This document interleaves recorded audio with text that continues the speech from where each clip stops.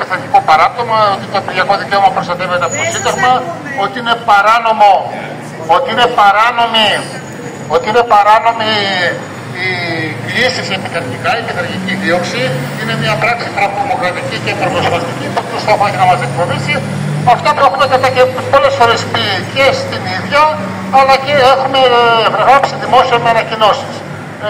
Διαφάνει ξεκάθαρα ότι η προϊσταμένη έχει διαλέξει πλευρά, έχει διαλέξει όχο.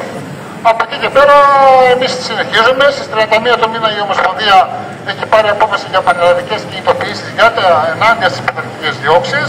Οπότε πάλι εδώ θα είμαστε, θα συνεχίσουμε. Είναι μια μάχη δύσκολη, μια μάχη που δεν είναι αγώνας sprint, είναι αγώνας μαραθώνιος, το γνωρίζουμε πάρα πολύ καλά.